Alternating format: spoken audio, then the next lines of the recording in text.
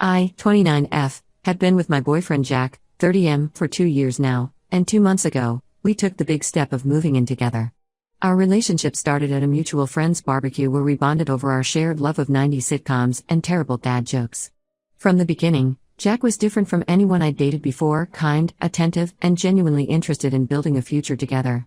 The past 2 years have been amazing, and moving in together seemed like the natural next step. Everything was going great until I discovered something that's been weighing heavily on my mind.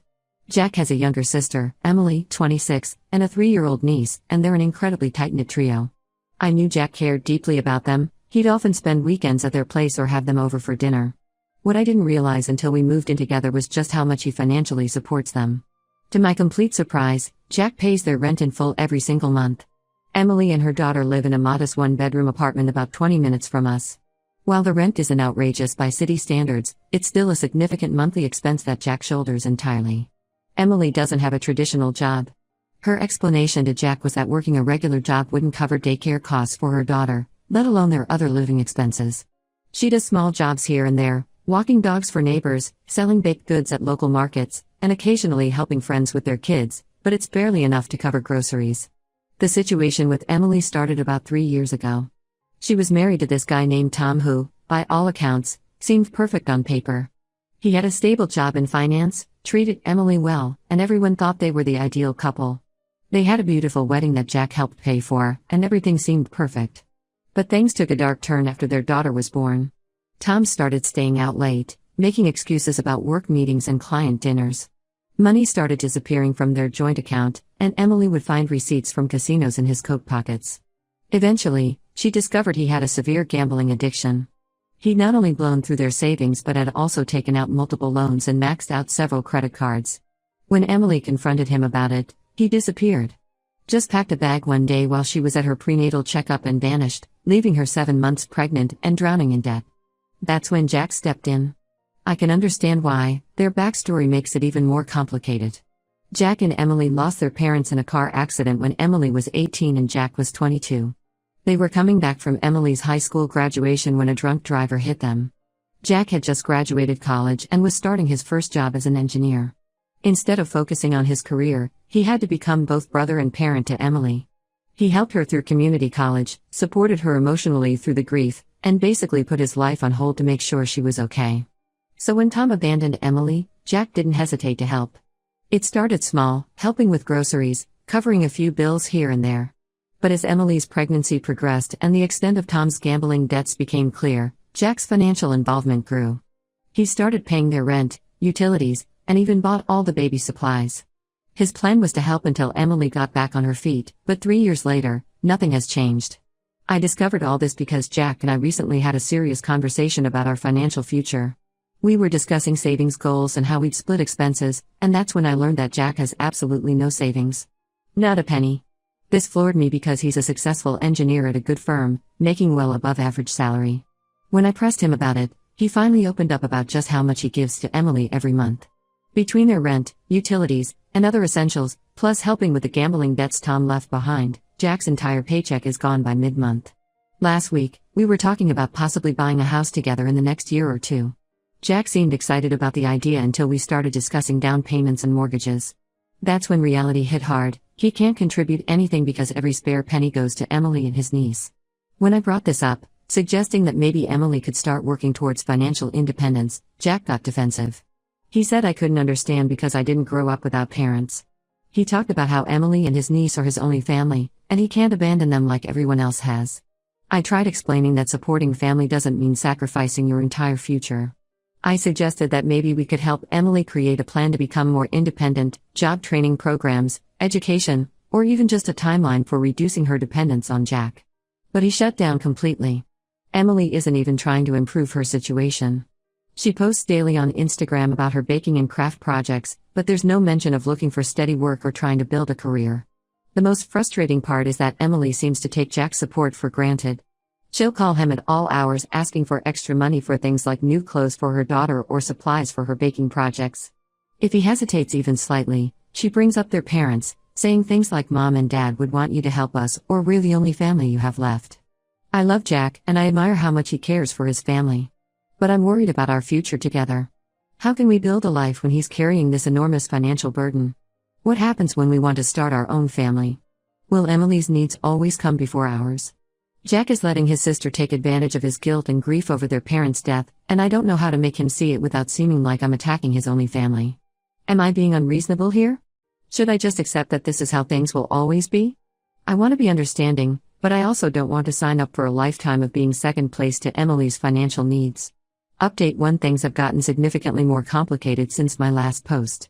After our initial conversation about finances, Jack and I had several more discussions about the situation. I tried approaching the topic differently each time, being as understanding as possible while still expressing my concerns about our future. These conversations usually ended with Jack getting defensive about Emily and me feeling frustrated and unheard. The real problems started last weekend. I was doing some deep cleaning of our apartment while Jack was at Emily's, helping her fix something in her kitchen. While organizing his desk drawers, something he asked me to do weeks ago, I found a stack of papers stuffed in the back. At first, I thought they were just old work documents, but as I started sorting them, my heart sank. They weren't just rent receipts for Emily's apartment, there were credit card statements showing massive debt. Jack hasn't just been supporting Emily with his income, he's been putting thousands of dollars of expenses on credit cards. The statements showed balances on 3 different cards totaling over $25,000. The expenses were a mix of Emily's rent, utility bills, grocery store charges, and various online shopping purchases. Some of the charges were for things like designer children's clothes, toys, and even spa appointments. I felt sick to my stomach. All those times Jack said he couldn't afford to go out to dinner or take a weekend trip with me, he was maxing out credit cards for Emily's lifestyle. When Jack got home that evening, I confronted him about the statements. At first, he was angry that I had found them, accusing me of snooping through his things. But after I reminded him that he had asked me to organize his desk, he broke down completely. Through tears, he finally told me the full story. Emily's ex-husband Tom hadn't just left them with normal debt, he had taken out multiple personal loans in Emily's name before disappearing. The loans totaled almost $40,000, and with high interest rates, Emily had no way to pay them off. Jack has been helping Emily pay these loans off secretly, putting minimum payments on his credit cards to keep up with everything. He didn't tell me because he was embarrassed and afraid I'd think less of him. But what really got me was learning that Emily knew about these hidden credit card debts all along. She's been actively using this situation to manipulate Jack whenever he tries to talk about reducing his financial support. I started paying more attention to Emily's behavior after this revelation. She has a pattern of guilting Jack that I hadn't fully noticed before. When he mentions being tight on money, she brings up their parents, saying things like Mom and Dad would be so disappointed if you let your niece go hungry, or you're all we have left of our family, who else can we turn to? She knows exactly which emotional buttons to push to keep Jack's support flowing. My curiosity got the better of me, and I started looking more closely at Emily's social media accounts. What I found made my blood boil. While claiming she couldn't afford basic necessities without Jack's help, she's been living quite a comfortable life. In the past 3 months alone, she's taken 2 weekend trips to nearby tourist spots, bought several new outfits, which she proudly displays on Instagram, and even got a new iPhone. Her posts are full of brunches at trendy cafes and shopping halls, all while Jack is drowning in debt to support her basic needs. When I showed Jack the evidence of Emily's spending habits, he was visibly shocked but still made excuses for her. He said the trips were probably gifts from friends, that she deserves to have some nice things in life after everything she's been through. I couldn't believe he was still defending her after seeing the proof of her deception. The breaking point came yesterday. I was in our home office working, I work remotely, and Jack was in the kitchen doing dishes while talking to Emily on speakerphone. He probably thought I couldn't hear their conversation over my work calls, but I heard everything. Emily was complaining about me, saying I was trying to come between them and their family bond. She told Jack he needed to handle me before I ruined their family dynamic, suggesting that my presence in his life was threatening their relationship. The most disturbing part was when she started talking about my family background. She said things like she comes from a perfect little family with both parents, she can't possibly understand what we've been through, and maybe you should reconsider living with someone who's clearly not family material. She even had the audacity to suggest that Jack should start looking for someone more understanding of family obligations. Jack didn't defend me. He just listened and made noncommittal noises while she tore me apart. I waited until he finished his call and tried to talk to him about what I'd heard, but he brushed it off, saying Emily was just stressed and didn't mean anything by it. When I pressed him about the financial deception and Emily's manipulation, he shut down completely and left to get some air. He didn't come back for hours. I'm at my wit's end. Jack is a wonderful person who's being taken advantage of by his sister, but he either can't or won't see it. The debt is bad enough, but the emotional manipulation and the way Emily is trying to drive a wedge between us is worse. I love Jack, but I'm starting to wonder if this situation will ever change. How can we build a future together when he's being emotionally blackmailed by his sister and drowning in debt to support her lifestyle? I'm considering taking a step back from this relationship, but the thought of leaving Jack when he's being so clearly taken advantage of breaks my heart. Update 2. I didn't expect to be writing this update so soon, but things have taken a dramatic and shocking turn. Remember how I mentioned Emily's ex-husband Tom and his gambling addiction? Well, he's back in the picture, and the story we all believed was a carefully crafted lie. Last week, I received an anonymous email. At first, I almost deleted it thinking it was spam, but the subject line caught my attention: the truth about Emily and Tom. The email contained dozens of documents, photos, and screenshots that turned everything we knew upside down. Emily and Tom had never really separated. The gambling addiction was partially true, but they had used it as a cover to scam Jack out of thousands of dollars. The evidence was overwhelming. Bank statements showed regular transfers from Emily's account to Tom's over the past 3 years. There were recent photos of them together at various locations, including a beach resort just last month.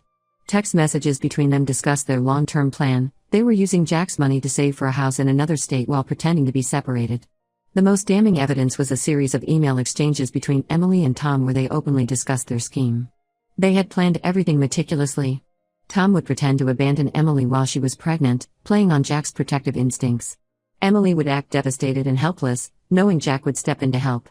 They even discussed how to maintain the lie long-term, with Emily coaching Tom on what to say if he ever ran into any of their old friends. I sat on this information for several days, struggling with how to handle it.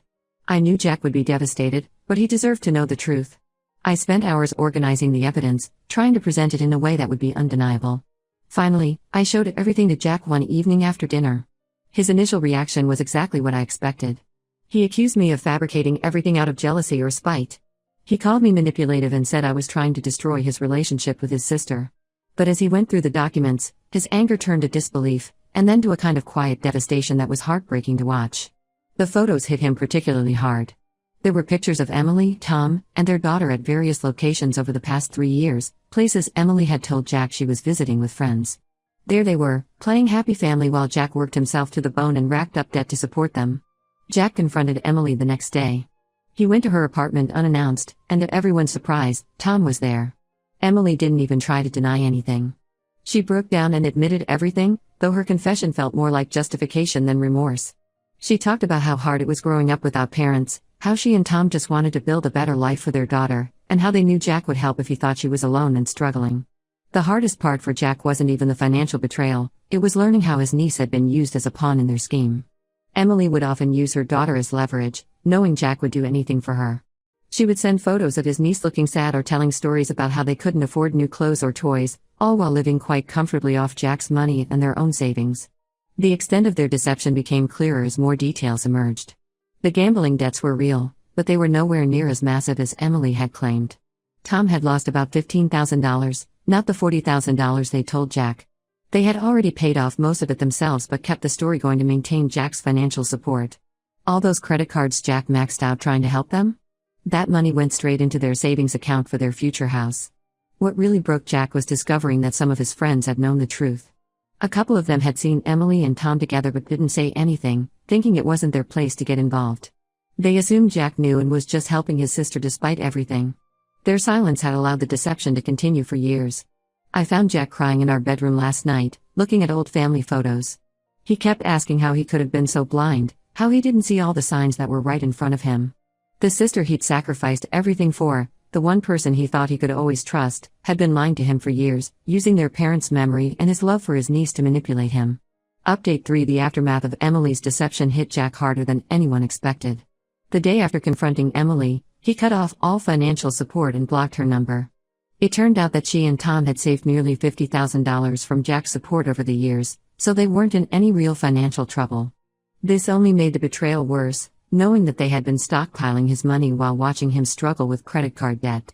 Jack fell into a deep depression for several weeks. He would spend hours just sitting and staring at nothing, or going through old family photos from before their parents died. The weight of the betrayal crushed him. Emily wasn't just his sister, She was his last connection to their parents, the person he'd restructured his entire life around after their death. Finding out that she had exploited that bond for years broke something in him. The financial cleanup has been messy. Jack is working with a debt consolidation company to handle the credit card bills. He had to sell his car and pick up extra engineering projects on weekends to start making a dent in the debt. It's going to take years to recover financially, and that's assuming everything goes according to plan. Emily and Tom moved away last month.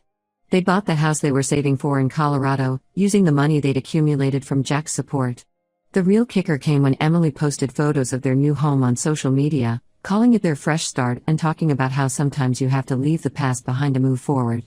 She even had the nerve to post a long message about how families sometimes drifts apart and how people change, painting herself as the victim in the situation. She tried reaching out to Jack several times before they moved. First with text messages full of excuses and half-hearted apologies, then with emotional voicemails about their parents and family bonds. When those didn't work, she sent a letter through one of our mutual friends, trying to explain her side of things. She wrote about feeling lost after their parents' death, about how the plan with Tom started small and spiraled out of control. Jack burned the letter without reading past the first paragraph. Our relationship has changed too. While Jack finally acknowledges that I was right about Emily all along, there's an undercurrent of tension between us now. He's become incredibly wary of trusting anyone, even me sometimes. He questions every financial decision obsessively, afraid of being taken advantage of again. The other day, he got suspicious because I offered to pay for dinner, wondering if I was pitying him or had some hidden agenda. The hardest part is watching him struggle with his relationship with his niece. Emily sends him videos of her occasionally from their new home, and you can see how much it tears him apart. He loves that little girl, but seeing her now only reminds him of how she was used as a tool in their manipulation. Jack and I are still together, but things are different. Our plans for buying a house are on indefinite hold while he works on his debt. He's more cautious now, especially with money, and sometimes I catch him looking at me with this worried expression, like he's waiting for the other shoe to drop. Sometimes I wonder if our relationship can survive the aftermath of all this betrayal and deception. The Jack I fell in love with, the optimistic, trusting, generous man who would do anything for family, is still in there somewhere. But he's buried under layers of hurt and betrayal, and I don't know if he'll ever fully resurface.